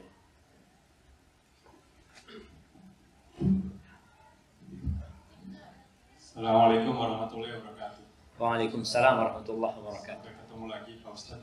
Alhamdulillah. Barakallahu fikum. Iya, saya sering melihat lebih bahagia gitu melihat orang yang bahagia di dunia dan mati masuk surga. Itu kayaknya menjadi moto gitu. Ini memang seperti nyanyiannya lagu orang-orang slang bahwa hidup bahagia di dunia dan mati masuk surga. Maksud saya begini, kita itu tidak diharamkan untuk memiliki harta yang banyak di dunia. Yang penting kan kita harus dibelanjakan untuk masuk surga. Nah, kalau saya tadi memperhatikan dari ceramahnya Pak Ustadz, kita boleh kan seperti itu? nah, Itu aja Pak pertanyaannya. siap. Iya jemaah, doa kita kan jadi bukan seperti di slang lah. Seperti doa kita tiap hari, Rabbana atina fid dunya hasanah. Supaya cepat masuk otak itu ada sesuatu yang berbeda. Allahu Akbar. Nah, Allah itu mengajarkan doa buat kita tiap hari, Rabbana atina fid dunya hasanah. Ya Allah, berikan kepada aku kebahagiaan di dunia. Wa fil akhirati hasanah, dan di akhirat bahagia masuk surga. Wa qina adzabannar, dan selamatkan kami dari api neraka. Rasul sallallahu alaihi wasallam mengatakan la ba'sa bil ghina, enggak apa-apa. Kekayaan itu enggak apa-apa. Orang Islam kaya itu bagus. Bahkan doa Nabi Muhammad sallallahu alaihi wasallam, Allahumma inni as'aluka al-huda wat tuqa wal afafa wal ghina. Minta supaya kasih kecukupan sama Allah Azza wa Jalla. Beliau mengatakan la ba'sa bil ghina limanit taqwa. Syaratnya bertakwa. Kenapa? Karena kebanyakan orang kalau kaya itu melampaui batas. Allah mengatakan innal insana la yatgha ar-ra'ahu istaghna. Manusia itu benar-benar melampaui batasnya kalau dia merasa cukup. Nggak butuh sama orang lain, nggak butuh sama Allah kadang-kadang. Dia sudah kaya raya. Dan sebaliknya kalau dia butuh, Masya Allah. Doanya kenceng, Masya Allah. Puasa Senin Kemis. Kadang-kadang kita ngelihat teman di soft pertama, kita heran, ada apa ini? Ada apa kamu ini? Kalian nggak pernah di soft pertama? Iya, anak masih punya utang yang mau minta sama Allah Azza wa Jalla. Jadi ketika dia butuh sama Allah, dia bisa dekat sama Allah. Tapi kalau kaya, biasanya. Tapi tidak dilarang gitu. Ini peringatan buat orang yang kaya untuk jaga diri. Makanya Nabi SAW mengatakan la ba'sa bil ghina liman ittaqa. Buat orang yang bertakwa, kekayaan itu nggak apa-apa. Karena akan bermanfaat. Dia kaya di dunia, Masya Allah, sedekahnya banyak. Tadi Anda sampaikan, jangan sampai antum itu beli mobil harga 5 miliar, sedekah 300 juta, seakan-akan banyak sedekah antum. Aduh, Masya Allah, Alhamdulillah bisa sedekah 300 juta. Nusa. Antum mobilnya 3 miliar. Kenapa antum nggak bisa sedekah 3 miliar? Beli mobil 300 juta. Nah, karena ada nafsu dia. Maka silahkan kaya. Tapi tetap bertakwa kepada Allah Azza wa Jalla. Karena umat ini butuh banyak bantuan orang-orang kaya. Rasulullah SAW sendiri dakwahnya itu banyak disokong oleh istrinya Khadijah. Disokong oleh Abu Bakar As-Siddiq. Oleh Utsman bin Affan. Bahkan banyak ibadah yang tidak bisa dilakukan kecuali dengan harta. Tapi apa gunanya kalau kaya nggak bertakwa? Nggak ada gunanya buat umat Islam. Kita bisa melihat banyak orang kaya, tapi nggak ada manfaatnya buat orang Islam. Karena hanya untuk kesenangan dia di dunia. Jadi yang penting satu jamaah, ambisi kita jangan dunia. Ambisinya harus akhirat. Antum silahkan kumpulkan harta yang banyak. Untuk apa? Anak kepingin bukan cuma satu rumah di surga. Anak kepingin punya 1000 rumah di surga. Antum bangun 1000 masjid. Antum punya satu usaha, anak kepingin punya 5 usaha. Tapi satu usaha ini yang untuk anak makan, yang 5 anak untuk di jalan Allah Azza wa Jalla. Silahkan antum bersenang-senang dengan dunia antum, tapi jangan lupa sama kewajiban. Kiranya seperti itu. Dan Muslim itu nggak boleh malas. Tiap hari Rasul SAW itu berdoa, mengatakan Rabbi a'udzubika minal kasal. Robku, aku berlindung kepadamu dari kemalasan. Bekerja. Jangan sampai berpikir zuhud itu miskin. Zuhud itu artinya bukan miskin. Antum kalau tahu Abdullah bin Mubarak, itu salah seorang alim ulama yang konglomerat. Kaya raya. Dia punya perdagangan, jangan ditanya perdagangannya. Besar sekali perdagangan dia. Sampai dia ditegur sama orang-orang. Kok katanya zuhud di dunia, tapi aku lihat kok daganganmu banyak banget seperti itu. Iya, kata dia. Aku berdagang kayak gini untuk kalian. Artinya untuk memberikan manfaat kepada umat, bukan untuk diri sendiri. Jadi ambisi ketika mencari dunia adalah untuk akhirat kita. Karena kita tahu kita nggak akan lama di sini. Seperti ambisi antum ketika kerja di Qatar adalah Indonesia. Gimana antum punya rumah di Indonesia? Gimana antum punya halaman yang luas? Gimana antum punya mobil? Gimana antum punya usaha? Bukan di Qatar, tapi di Indonesia.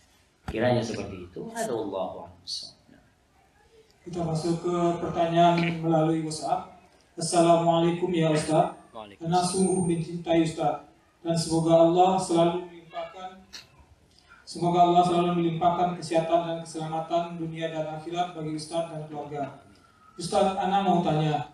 Ana belum lama ini habis di terapi dan terapisnya menemukan sesuatu yang unik di tulang lutut di kaki Ana. Tapi pas sekali di bagian aurat. Dan beliau minta izin mereka video. Ana bingung. Tapi beliau bilang untuk bahan pembelajaran.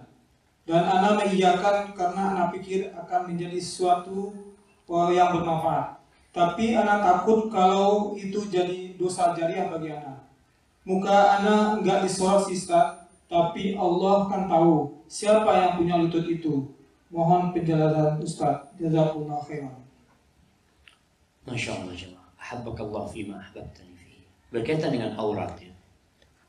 Ada kondisi-kondisi yang mendesak darurat, kita boleh membuka aurat kita kalau memang diperlukan. Kalau bicara lutut, ini di lutut. Lutut bukan aurat. Di mana?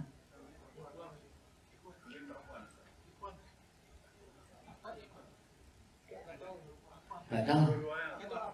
Nah, begini. Artinya kalau dia seorang perempuan dan akan diadakan pemeriksaan di lutut dia, dan itu memang perlu, maka silakan. Tapi kalau nggak perlu jangan. Nggak perlu, jangan dijadikan bahan untuk percobaan atau apa. Tapi kalau dia laki-laki aman, karena kita tahu aurat itu di antara pusar dan lutut. Dan lutut tidak termasuk dalam aurat.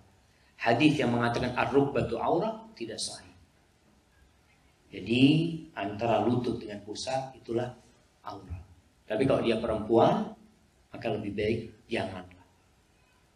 Namun kalau memang diperlukan mendesak karena ini akan bermanfaat buat orang lain, umpamanya, mudah-mudahan nggak ada masalah.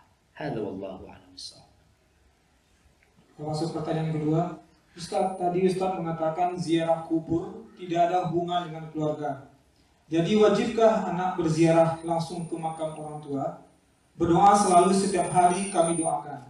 Namun makam orang tua jauh sekali, menyebabkan kami kesulitan mengunjunginya. Nah, jamaah. Jadi kalau bicara ziarah kubur, tujuan ziarah kubur itu dua. Yang pertama mendoakan yang meninggal dunia. Jadi Rasulullah SAW itu datang ke kuburan. Kadang-kala tengah malam beliau datang ke kuburan Baqi hanya untuk mendoakan mereka. Allahumma ighfir li ahli Baqil Gharqad. Allahumma ighfir li ahli Baqil Gharqad. Namun doa ini tidak harus di kuburan. Tapi kalau di kuburan kan mau tidak mau antum ketika melihat umpamanya kuburan orang tua antum, di sini antum akan lebih termotivasi untuk mendoakan. Tapi dimanapun antum berada silakan mendoakan. Yang kedua tujuan ziarah kubur adalah mengingat kematian. Ini yang anak katakan tadi nggak ada hubungan sama keluarga. Artinya kuburan siapapun akan mengingatkan antum kepada kematian. Jadi antum di sini di Qatar lihat mana sekali-kali antum lihat sering ribut di rumah ya, istri nuntut ini nuntut itu, ya sudah. Antum suruh naik mobil. Naik mobil. Kemana? Ke kuburan. Betul, ini untuk mengingat kematian.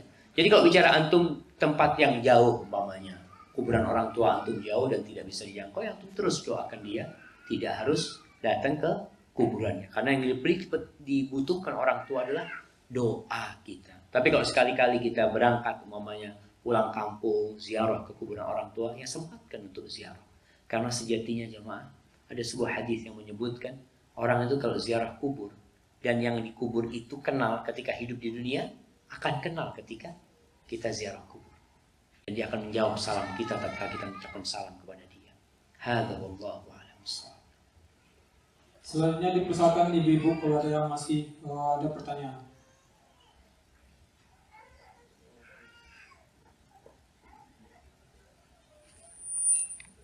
Tidak ada? Ya, silakan. Masya Allah. Di belakang ada satu yang mau tanya juga. Nah, silakan. Assalamualaikum warahmatullahi wabarakatuh. Waalaikumsalam warahmatullahi wabarakatuh. Pertanyaannya, haji yang belum sempat ditunaikan oleh orang tua, yaitu apa hukumnya atau pelaksanaan bagaimana yang lebih baik, atau sama anaknya sendiri, atau kita cari ustaz yang lebih bagus. Satu lagi pertanyaan masalah kaya dengan miskin dari ustaz. Nah, seharusnya kita lebih bagus yang kaya atau miskin. Itu contohnya Nabi sendiri itu orang miskin atau orang kaya. Kaya. Masya Allah, Masya Allah. Barakallahu fikum. Iya, berkaitan dengan orang tua kita yang kita ingin menghajikannya. Orang tua kita yang dia belum sempat haji. Bagaimana yang lebih baik? Kita berangkat haji sendiri atau kita minta seorang untuk berangkat haji seperti ustaz untuk berangkat haji? Lebih baik anak. Kadangkala orang itu kalau kita minta tolong untuk menghajikan keluarga kita, ada yang karena duit. Karena kita kasih. Nggak apa-apa sebenarnya. Tapi akan lebih baik ketika anaknya yang berangkat haji. Selain dia berangkat haji, dan dia menghadiahkan haji itu buat orang tuanya. Kalau memungkinkan. Tapi kan kadang-kala nggak bisa. Sekarang harus nunggu waktu lama lagi. Ana punya jatah 5 tahun sekali. Ana wallahu a'lam apakah ana akan bisa hidup 5 tahun ke depan. Tapi paling tidak sekarang ana punya rezeki, ana minta tolong orang untuk badal haji. Nggak apa-apa yang seperti itu. Tapi carilah orang-orang yang memang baik ya. Yang dia melaksanakan itu lillahi ta'ala. Yang kedua berkaitan dengan kaya dan miskin. Lebih baik mana?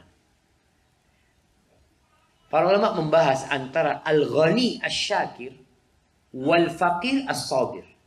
Orang kaya yang bersyukur dan orang miskin yang bersabar. Mana yang lebih utama? Kalau dilihat dari beberapa keutamaannya, orang miskin itu masuk surga lebih dulu. 500 tahun sebelum orang kaya masuk surga, orang miskin sudah masuk surga. Yang kaya masih hitung-hitungan ya. Ini yang miskin sudah di surga 500 tahun ya. Tapi jadilah antum orang kaya yang masuk surga tanpa hisab, tanpa azab. Jadi kaya tapi masuk surganya nggak pakai hisab. Artinya waktunya akhirnya akan lebih cepat buat antum. Jadi mana yang lebih baik? Masih jadi polemik di antara para ulama. Namun mereka mengatakan yang lebih bermanfaat buat orang lain itu akan lebih baik buat dia. Kalau antum kaya dan bisa memberikan manfaat buat orang lain, insya Allah pahalanya akan lebih banyak. Orang miskin gimana supaya bisa jadi orang kaya? Niat. Niat aja. Aku kalau dikasih rizki, dia lihat temannya sodako 1 miliar. Ya Allah ya. Terus terang anak itu kadang-kala iri sama orang kaya. Di kampus kita itu ada satu donatur yang mengaspal jalan di depan kampus. Anak kadang-kala lewat sana, ya Allah ini pahalanya terus mengalir dia. Anak kapan dapat pahala yang terus orang lewat itu dapat pahala. Ini orang kaya nih. Dengan kekayaannya dia bisa memberikan manfaat buat semua orang. Satu kampung lewat jalan itu dia dapat pahala. Maka orang miskin yang niat kalau punya rezeki dia berbuat seperti itu juga mudah-mudahan dapat pahalanya. Karena Rasulullah SAW menjanjikan hal itu. Berkaitan dengan Nabi kita Muhammad SAW, bagaimana kehidupan beliau? Memang di awal datang ke Madinah, beliau miskin. Bahkan seringkali beliau itu puasa sunnah karena nggak ada makanan di rumahnya. Bukan karena ingin puasa. Beliau memang nggak ingin puasa. Pagi itu beliau tanya sama istrinya, ada yang bisa dimakan? Nggak ada kecuali air. Akhirnya beliau puasa. Berarti memang miskin. Bahkan 2 bulan berturut-turut Nabi Muhammad SAW kompornya di rumah, istri-istrinya nggak ada yang hidup. Cuma makan kurma dan air. Di akhir hidupnya Nabi SAW alhamdulillah memiliki sedikit kelebihan harta. Setelah penaklukan Khaybar ya, ada sedikit kelebihan harta. Sehingga ketika beliau haji wada, berapa yang beliau korbankan? 100 ekor onta. 100 ekor onta. Artinya ketika beliau punya rezeki langsung buat akhirat. Nggak ada beliau merenovasi rumahnya sallallahu alaihi wasallam. Cerita dari pulang Khaybar, rumahnya direnovasi, diperluas, ditingkat. Kita kan kadang-kadang kalau dapat fulus lebih langsung. Oh ini bagus ini. Anak belum punya kolam renang ini, anak mau bikin kolam renang. Boleh jamaah silahkan. Tapi seharusnya antum berpikir akhirat dulu. Maka Rasul SAW kurban itu 100 ekor onta. Bayangkan kalau satu onta harganya berapa onta di sini? Berapa? Nggak tahu antum. Kalau nggak salah, ya anggap 20 juta lah uang Indonesia. Boleh 20 juta? Oh, nggak boleh, Masya Allah. 25 juta. 30 juta. 30 juta. Kalau 100 ekor onta berapa jadinya? 3 miliar. Jadi di akhir hidup beliau, ketika beliau punya rezeki, di situ beliau berusaha untuk mendekatkan diri kepada Allah Azza wa Jalla. Tapi beliau meninggal dunia dalam kondisi baju besinya itu digadaikan untuk gandum. Maka Nabi SAW mengatakan, Laisal ghina an kathratil ard. Kekayaan itu bukan dengan banyaknya harta benda. Walakinnal ghina ghinan nafs. Tapi kekayaan yang sebenarnya adalah kekayaan jiwa. Orang kaya itu ketika dia bisa sedekah banyak, Masya Allah. Maka itu kehidupan Rasul SAW. Jadi ada fase-fase beliau yang sulit, kemudian ada rezeki, kemudian juga beliau nanti miskin lagi. Artinya beliau tidak memikirkan untuk berfoya-foya di dunia ini. Dan itu diikutin oleh istri-istrinya. Pernah istri Nabi Muhammad SAW itu Aisyah radhiyallahu taala anha dikasih duit kira-kira 40.000 dirham. Dulu harga kambing itu 1 ekor 10 dirham. Jadi itu seharga 4.000 ekor kambing. Dikasih. Dapat kiriman sama Aisyah dibagi. Sampai waktu itu lagi puasa Aisyah radhiyallahu taala anha. Sampai pembantunya mengatakan, kalau kau sisakan buat kita, kata dia. Aduh, kenapa kau nggak mengingatkan, kata dia. Artinya ada orang ketika punya rizki, bayangan dia adalah akhirat. Sampai lupa untuk kebutuhan dunia. Makanya perlu diingatkan. Aisyah mengatakan, kenapa kau nggak ingatkan? Kalau kau ingatkan, aku akan sisakan gitu. Tapi ya karena ambisi akhirat, udah dibagikan. Hadza wallahu a'lam bissawab. Nah, hukum menghajikan orang tua diperbolehkan. Diperbolehkan menghajikan orang tua kita karena Rasul sallallahu alaihi wasallam pernah ditanya ketika di Mina oleh seorang wanita, dia mengatakan, ya Rasulullah, inna faridatal haji adrakat abi wa huwa syaikhun kabir. Wajib haji ini baru turun dalam kondisi orang tua aku sudah tua renta. La yathbutu 'ala rahilah. Udah nggak bisa naik onta. Nggak bisa. Apakah boleh aku menghajikan dia? Kata Nabi SAW, huji anhu. Hajikan buat orang tua. Artinya termasuk yang disyariatkan menghajikan orang tua kita. Baik dalam kondisi dia sudah meninggal dunia, atau dalam kondisi hidup tapi sudah sakit tidak mampu berangkat haji. Jadi bukan hanya meninggal dunia. Kalau waktu hidupnya mampu, berarti ada kewajiban atau? Oh, dia dalam hidupnya mampu.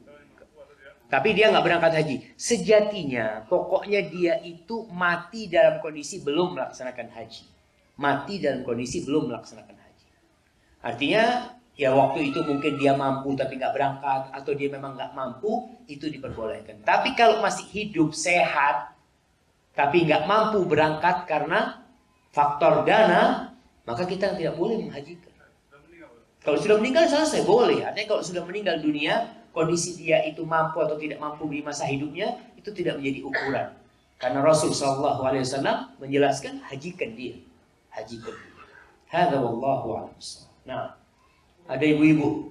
Ya, Assalamualaikum Ustaz. Saya mau Waalaikumsalam. Apabila kita sedekah jariah tanpa kita menyebut atas nama orang tua kita, apakah pahala untuk kita itu juga mengalir untuk orang tua kita? Yang pertama. Yang kedua, apakah perempuan boleh ziarah kubur? Dan yang ketiga, istighfar. Istighfar itu istighfar kita itu apakah juga sampai ke orang tua kita? Terima kasih. Masya Allah. Barakallahu fiik. Jadi langsung diborong 3 pertanyaan. Nah, yang pertama berkaitan dengan apa jemaah? Sedekah jariyah? Iya. Nah, sedekah jariyah. Anak ketika sedekah, apakah otomatis orang tuanya dapat pahala? Insya Allah dapat bagian lah. Karena anak ini hasil karya orang tua. Tapi kalau dia meniatkan buat orang tuanya, insya Allah langsung buat orang tuanya. Jadi nggak perlu ngomong. Nggak perlu ngomong artinya, Pak ini sedekah saya buat orang tua. Tidak. Tapi dalam hati kecil kita memang kita mengeluarkan duit ini, ya Allah, ini untuk ibu ana, ya Allah. Mamanya beli sejadah. Kita lihat Ramadan, banyak orang sholat tarawih di masjid. Lihat karpetnya masjid sudah lama, kita beli karpet kirim ke masjid. Dengan niat buat orang tua kita, insya Allah orang tua kita dapat. Dan yang memberi pun akan dapat bagian pahalanya. Allah yang bagi itu. Ada pertanyaan kedua, ziarah kubur buat wanita. Memang ada 2 pendapat para ulama. Sebagian melarang dan sebagian mensunnahkan. Ana lihat pendapat yang mensunnahkan itu lebih kuat. Yang dilarang itu adalah wanita-wanita yang sering ziarah kubur. Sering kadangkala bukan untuk ingat mati sudah. Dia ribut sama suaminya langsung datang ke kuburan bapaknya. Aduh Pak, ini anak dapat suami yang nggak benar. Nggak boleh. Dia ziarah kubur untuk mengingat mati, bukan jadi beban buat orang tuanya. Dan untuk mendoakan orang tua. Jadi perintah Nabi Muhammad SAW, kuntu nahaitukum an ziyaratil kubur ala fazuruha. Dulu aku pernah melarang kalian ziarah kubur. Larangan ini termasuk laki dan perempuan, dilarang semuanya di awal Islam ziarah kubur. Kemudian setelah itu dihapus hukum itu oleh Nabi Muhammad SAW. Ala fazuruha, sekarang ziarah kuburan, karena ziarah kubur itu mengingatkan kepada akhirat. Jadi wanita pun perlu mengingat kematian. Salah satunya dengan ziarah kubur, namun wanita yang ziarah kubur hendaklah menjaga adab dan etika berziarah kubur. Ingat, ziarah kubur bukan mengantarkan jenazah. Karena sekarang muncul orang-orang yang perempuan-perempuan yang mengantarkan jenazah suaminya ke kuburan. Gak perlu, engkau di rumah. Engkau gak akan ikut menggotong jenazah. Engkau gak ikut menggali. Engkau tidak ikut menutupi. Maka perempuan itu, kata Nabi SAW, pulang kalian. Mau ziarah nanti ziarah. Tapi bukan dalam rangka mengantarkan jenazah. Karena keberadaan wanita ketika mengantarkan jenazah itu memang juga tidak diperlukan. Nanti dia berangkat. Kadang kala perempuan pingsan-pingsan di kuburan. Akhirnya merepotkan orang yang di sana. Dan Rasulullah SAW pernah marah kepada wanita-wanita yang ikut mengantarkan jenazah. Itu berkaitan dengan ziarah kubur. Yang ketiga, apa satu lagi ya? Istighfar. Apakah istighfar kita buat orang tua kita akan sampai? Nah, doa itu akan dikabulkan. Sehingga orang ketika sholat jenazah, dan ini juga nasihat buat teman-teman kita ya, seluruh umat Islam, jenazah itu lebih perlu dengan sholat antum daripada antum hanya ikut mengantarkan ke kuburan. Karena isi sholat itu doa. Dia perlu sama doa antum. Makanya antum kalau nggak mau ziarah, nggak mau mengantarkan jenazah, nggak apa-apa, yang penting sholat. Sholat, sudah antum nggak ikut ke kuburan. Orang udah ada yang ngantar, silahkan. Tapi antum penting untuk mensholatin dia. Memang hak saudara kita kalau bisa kita mengantarkan ke kuburan ketika dia meninggal dunia. Itu juga hak saudara kita. Tapi kalau pilihannya sekarang sholat dan ngantar saja, maka lebih baik antum sholat. Kalau bisa sholat dan mengantar. Dalam sholat apa yang kita doakan? Apa yang kita baca? Yang pertama, takbir pertama kita baca Al-Fatihah. Takbir kedua, salawat buat Nabi Muhammad SAW. Takbir ketiga, doa. Allahumma gfir lahu warhamhu wa'afihi wa'fuanhu. Dan ini bukan khusus buat anaknya. Semua yang sholat baca itu. Ini pertanda doa kita buat yang meninggal dunia itu Allah dengar dan Allah kabulkan. Ketika antum kemudian selesai sholat, antum antarkan ke kuburan, yang sholat saja itu dapat pahala 1 qirat. Antum sholat plus mengantarkan ke kuburan, antum akan dapat pahala 2 qirat. Dan selesai memakamkan kuburan, Rasul memakamkan jenazah di kuburan itu, Rasulullah SAW nggak langsung pulang. Beliau berdiri. Beliau mengatakan kepada para sahabatnya, istaghfiru li akhikum. Istighfarlah buat saudara kalian. Artinya semua yang hadir disuruh istighfar. Bukan anaknya saja. Semuanya istighfar. Namun doa anak ini biasanya nggak putus ya, Ma. Kalau kita sohibnya doanya kapan? Waktu di kuburan, waktu sholat. Setelah itu nggak pernah lagi mendoakan. Jadi istighfar anak itu akan dikabulkan dan akan meringankan azab buat orang tuanya, akan mengangkat derajat orang tuanya. Maka usahakan kita sedekah buat orang tua kita, kita istighfar buat orang tua kita, buat keluarga kita juga. Semoga Allah mengabulkannya buat kita. Hadza wallahu a'lam.